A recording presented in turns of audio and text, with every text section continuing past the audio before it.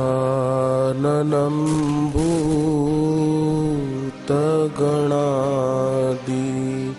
सेवितम् कपित्थजम्बू फलचारुभक्षणम् उमासुतम् शोकविनाशकारकम्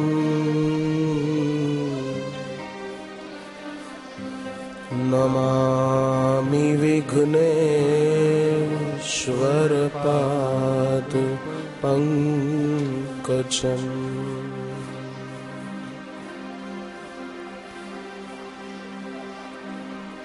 ॐ नमो भगवते वासुदेवाय।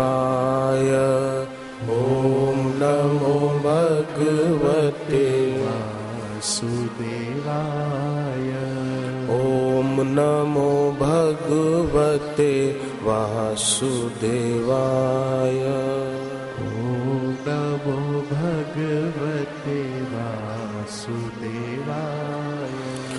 ॐ नमो भगवते वासुदेवाय।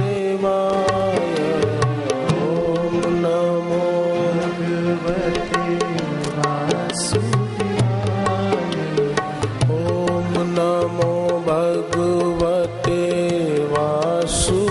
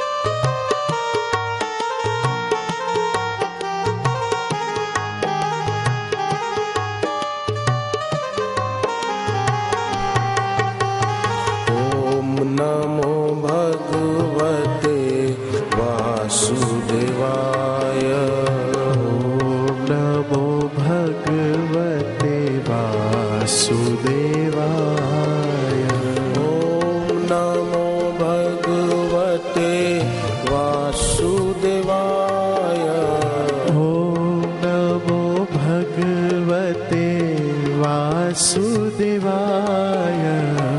ॐ नमो भगवते वासुदेवाय। ॐ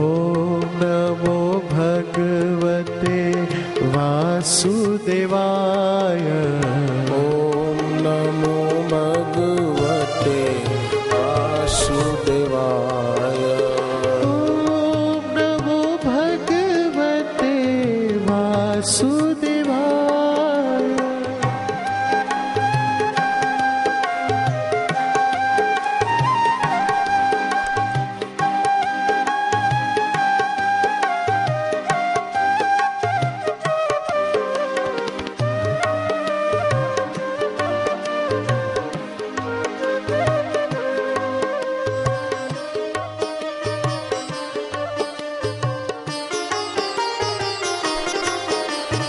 राम कृष्ण हरि जय जय राम कृष्ण हरि।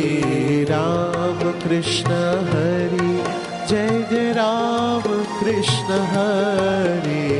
राम कृष्ण हरि जय जय राम कृष्ण हरि। राम कृष्ण हरि जय जय राम कृष्ण हरि। राम कृष्ण हरि जय जय राम कृष्ण हरि। राम कृष्ण हरि जय जय राम कृष्ण हरि।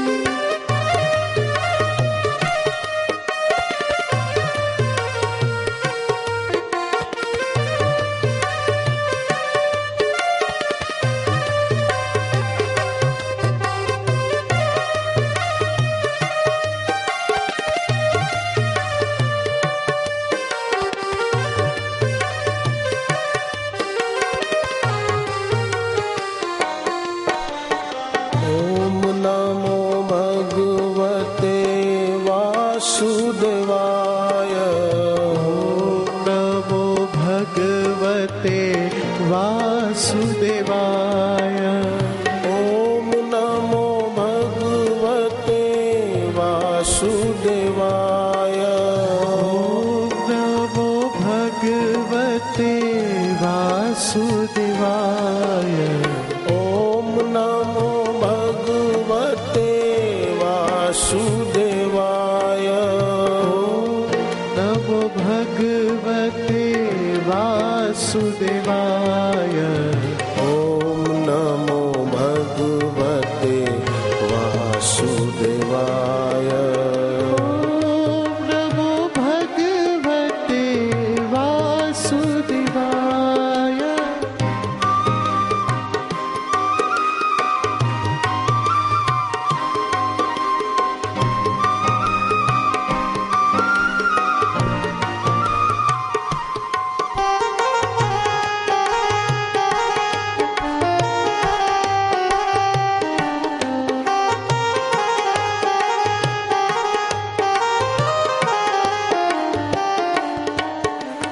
ओम नमो भगवते वासुदेवाय। ओम नमो भगवते वासुदेवाय। ओम नमो भगवते वासुदेवाय। ओम नमो भगवते वासुदेवाय। ओम नमो भगवते वासुदेवाय। ओम नमो भगवते वासुदेवाय। ओम नमो भगवते वासुदेवाय। ओम नमो भगवते वासुदेवाय। हरि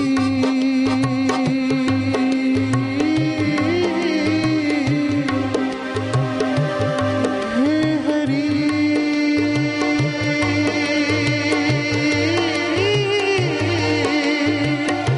हे हरि।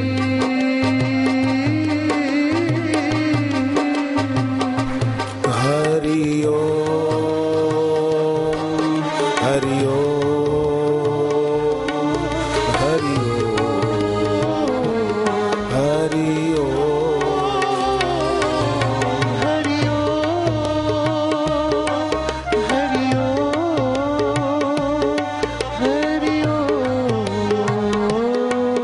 हरि ओम हरि ओम।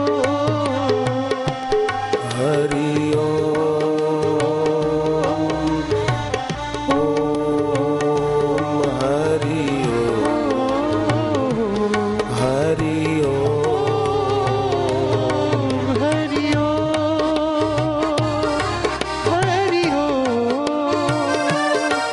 हरि ओम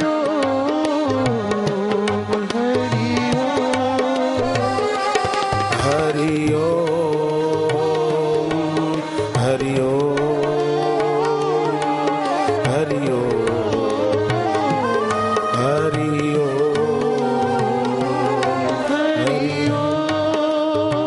हरि ओम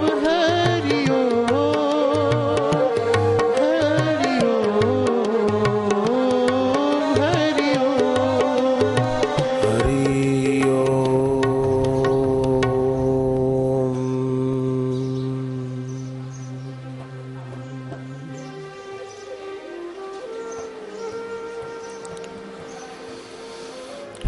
हरि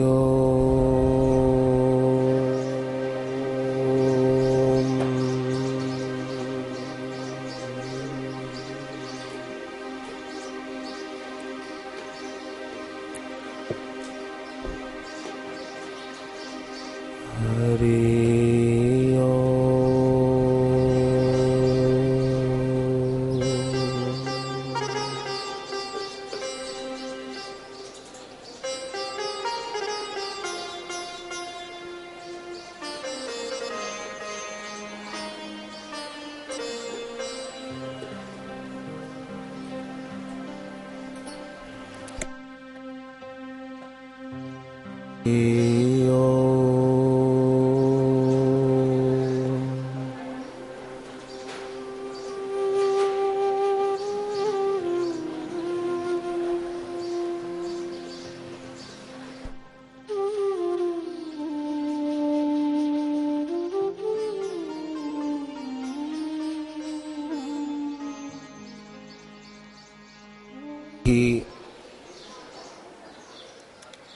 इस पवित्र तपोभूमि पर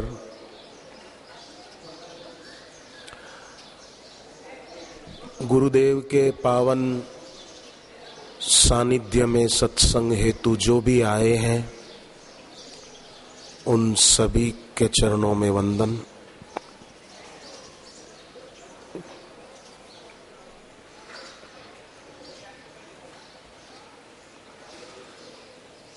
भगवान शिव जी ने सबसे बड़ा लाभ अगर कोई बताया है तो सद्गुरु का सत्संग ही सबसे बड़ा लाभ है। साधारण आदमी की नजर में रुपयों का लाभ ही लाभ है, परंतु शिवजी की दृष्टि में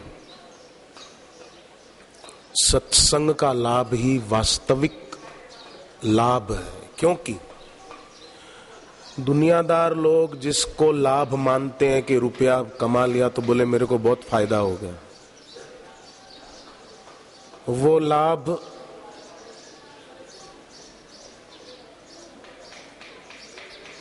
क्षुद्र लाभ है, क्षुद्रता से भरा हुआ है।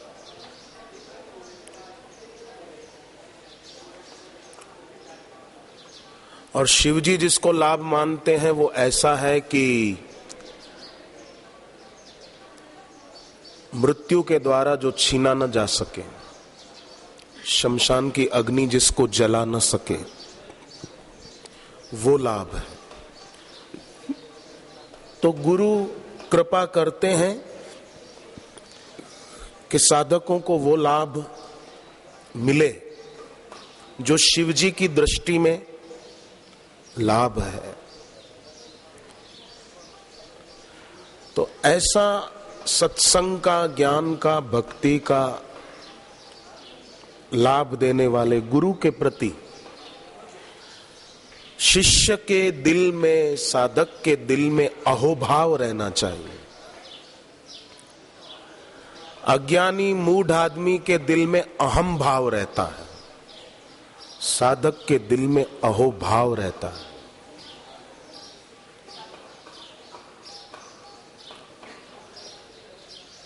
अज्ञानी मूढ़ के हृदय में शिकायत रहती है कि ऐसा होना चाहिए था पर ऐसा नहीं हुआ, शिकायत रहती है। क्योंकि अहोभाव नहीं है, अहम भाव है। तो गुरु के प्रति शिष्य के दिल में अहोभाव, वो सबसे बड़ी प्रार्थना है। फिर भले उस शिष्य को, उस साधक को संस्कृत के श्लोक ना आते हों, तुम्हें माता च पिता, तुम्हें वो न बोल पाता हो, जय देव करके वो आरती न बोल पाता हो, पर अहोभाव की स्थिति को जिसने स्थिर रखा है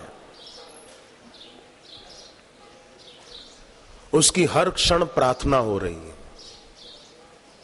वो अपने चारों तरफ एक ऐसा कवच बनाता हुआ चल रहा है कि आसुरी शक्तियां उसका कुछ बिगाड़ न सके, कोई भी उसका अनिष्ट न कर सके। अहोभाव, कृतज्ञता का भाव, क्या आपने मुझे मेरी लायकात से कुछ ज्यादा ही दिया है। वो ज्ञान जिसको पाने के लिए नचिकेता मृत्यु के देव यमराज के पास गए थे,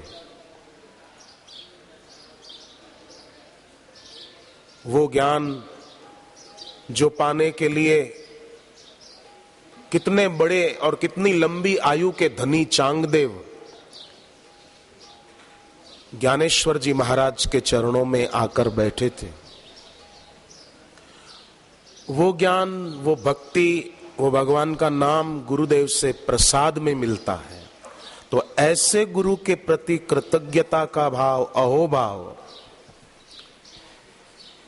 इस अहोभाव से बढ़कर कोई मजबूत सेतु नहीं है जो ईश्वर से जोड़ सके।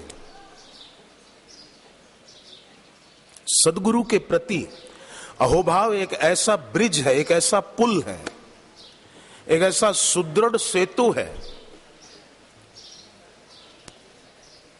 जो भगवान से जोड़ता है।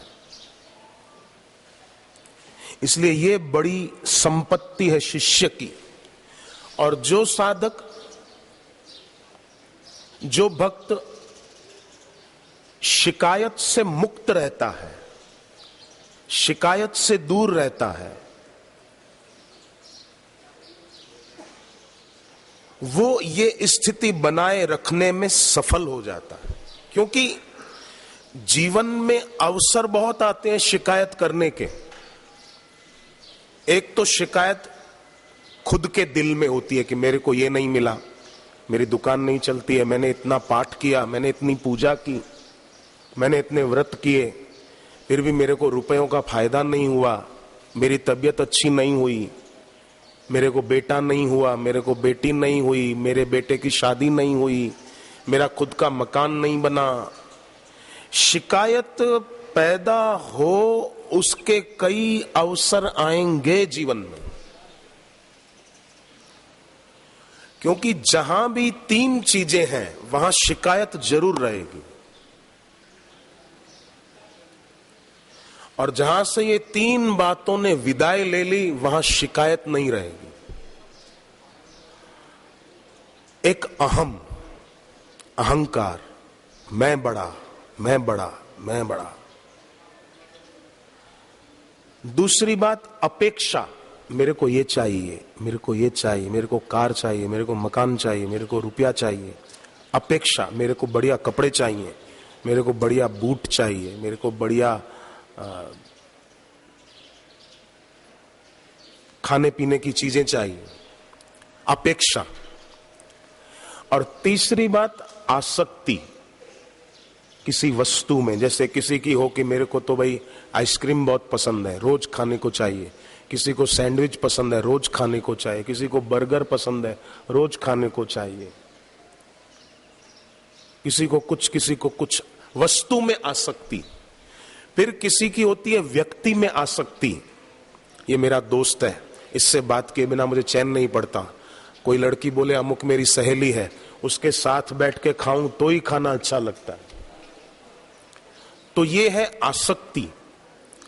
तो अहम, अपेक्षा और आसक्ति, ये तीन जहां है वहां शिकायत जरूर रहेगी। और शिकायती चित्त, शिकायती अंतःकरण वाला व्यक्ति वो भक्ति के मार्ग में ज्यादा चल नहीं पाएगा। ज्यादा क्या, थोड़ा भी नहीं चल पाएगा।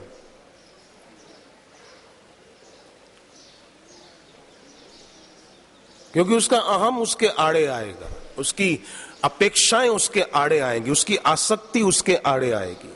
और स्वाभाविक है, ईश्वर क्या करते हैं कि कई बार हमारी अपेक्षा की उपेक्षा कर देते हैं। कई बार भक्त लोगों के जीवन में देखा गया है कि उसकी जो मनोकामना थी वो पूरी नहीं हुई और उसके जीवन में उल्टा दुख आया, कोई कष्ट आया, कोई बीमारी आ गई। ये भी भक्तों के जीवन में देखा जाता है। जिन्होंने अपने जीवन में कोई पाप नहीं किए उनके जीवन में भी बीमारियां देखी गई हैं। जिन्होंने अपने जीवन में कोई गलतियां नहीं की उनके जीवन में भी दुख देखे गए हैं। जीवन में आने वाला दुख, जीवन में आने वाली बीमारी वो ये नहीं दर्शाती कि तुमने कोई पाप किया है, तुमने कोई गलत कर्म किया है।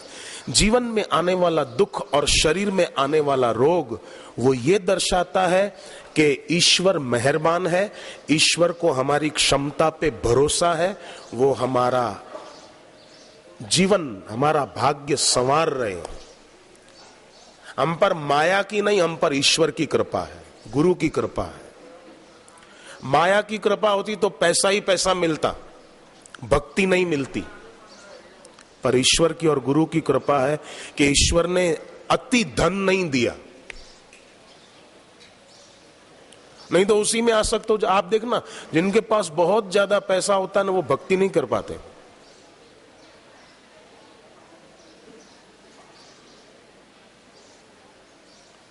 आपने शहरों में देखे बिरला मंदिर कई जगह होते हैं, बिरला मंदिर, बिरला मंदिर, बिरला मंदिर है, अंदर भगवान लक्ष्मी नारायण की मूर्ति, पर नाम है बिरला मंदिर। बोलो, बिरला मंदिर है, लक्ष्मी नारायण की मूर्ति, ये नहीं लिखाते लक्ष्मी नारायण मंदिर, बिरला मंदिर। मेरा नाम रहे, बस मैं रहूं और मेरा नाम रहे, ईश्वर हो, ईश्वर का नाम हो, ये नहीं सूझता। तो अति जरूरत से ज्यादा जहां धन आता है और वहां अगर गुरु का सत्संग न हो, गुरु की भक्ति न हो, तो अति धन अर्थ, उससे 15 अनर्थ जीवन में आते। ये भागवत में लिखा है।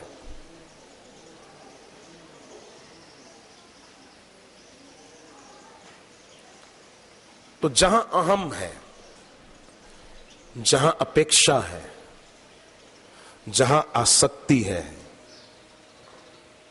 वहां अवरोध रहता ही। ये खुद अवरोध है, शिकायत अवरोध है भक्ति के मार्ग में।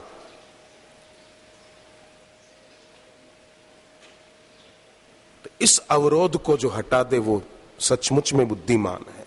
शिकायत का मतलब यह है कि हम लोग अपनी आकांक्षाएं ईश्वर और गुरु पर आरोपित करना चाहते हैं कि ऐसा ही हो।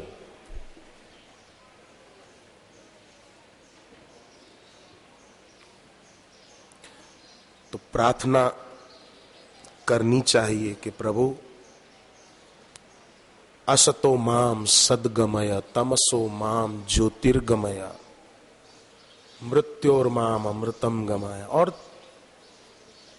प्रार्थना में केवल शब्द ही ना बोले जाएं, मौन भी साधा जाए। मौन, कई लोग आप देखना मौन नहीं रह पाते, उनसे बोले बिना रहा ही नहीं जाता है। और चर्चा होगी तो दूसरों की होगी, उनके शब्दों में, ईश्वर की नहीं होगी। ऐसे व्यक्ति अहोभाव से दूर रहते हैं, यहां यो कहो वंचित रहते हैं, अहम भाव से भरे रहते हैं। जहां मैं है वहीं तू है, जहां मैं नहीं वहां तू भी नहीं। फिर तो नहीं मैं नहीं तू नहीं अन्य रहा, गुरु शाश्वत आप अनन्य रहा। गुरु सेवत ते नर धन्य यहाँ, तिनको नहीं दुख यहाँ न वहाँ। जय सद्गुरु देवन देव वरम, निज भक्तन रक्षण देह धर्म। भगराग गया हट द्वेष गया, अघ चूर्ण भया अणपूर्ण भया। नहीं द्वैत रहा समएक भया, ब्रह्म भेद मिटा मम तोर गया। जय सद्गुरु देवन देव वरम, निज भक्तन रक्षण देह धर्म। गुरु की न कृपा भवत्रास गई, मिट भूख गई छुट प्यास गई। नहीं काम रहा नहीं कर्म रहा, नहीं मृत्यु रहा नहीं जन्म रहा। जय सद्गुरु देवन देव वरम, निज भक्तन रक्षण देह धर्म। हरि ओम हरि ओम हरि ओम हरि ओम हरि ओम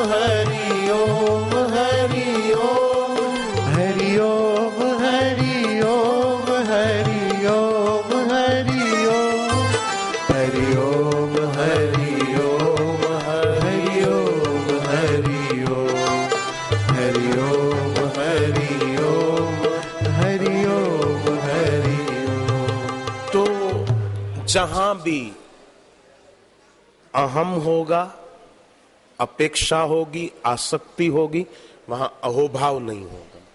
और जहां अहोभाव है कि हे भगवान, जिस शरीर के द्वारा हम साधना कर सकें, आंखों से गुरुदेव के दर्शन कर सकें, कानों से गुरु की वाणी सुन सकें, हाथ में माला लेकर आपके नाम का जप कर सकें, हे भगवान ऐसा शरीर तुमने कृपा करके दिया है। हरि तुम बहुत अनुग्रह कीनो, साधन धाम विबुध दुर्लभ तनु मोहि कृपा करी दीनो। ऐसा जिसके दिल में भाव रहता है वो भक्त बहुत बहुत ऊंचाइयां पाता है। और जहां अहम आया, अपेक्षा आई, आसक्ति आई, वहीं विच्छिन्न हो गए, वहीं जड़ें टूट गई ईश्वर से और दुखों का जमावड़ा शुरू हो जाता है। पर अहोभाव बना रहा तो हर अमावस्या दिवाली बनेगी।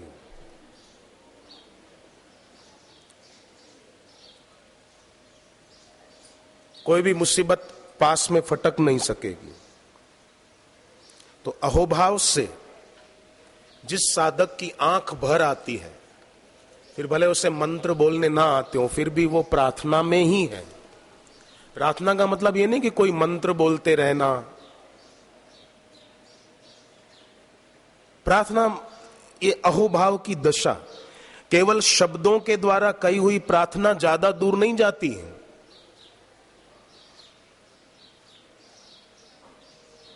परंतु आंखों में भक्ति भाव के आंसू हो तो वो प्रार्थना बहुत गहरी होती है और बहुत दूर तक जाती है।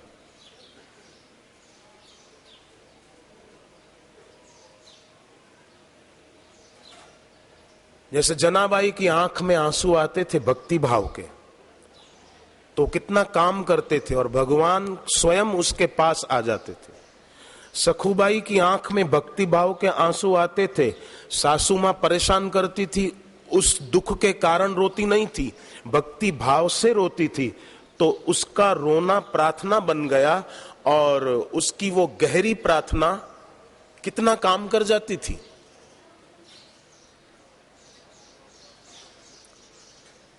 द्रौपदी की साड़ी पकड़ के खींच रहा था दुशासन, तो द्रौपदी की आंख में आंसू दुख के नहीं आए, भक्ति भाव के आए थे। तो वो कितना काम कर गए कि द्रौपदी की लाज भी बच गई और द्रौपदी की जय जयकार भी हो गई। क्योंकि भक्ति भाव दिल में हो, कृतज्ञता ईश्वर और गुरु के प्रति दिल में हो, और उस भक्ति भाव और कृतज्ञता के कारण आंख में जो श्रद्धा के आंसू आ जाते हैं, तो उस प्रार्थना को मानो पंख मिल जाते हैं।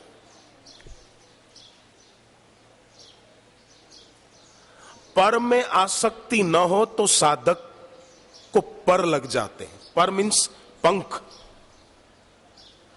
पर में प्रीति न हो, ममता न हो कि ये मेरा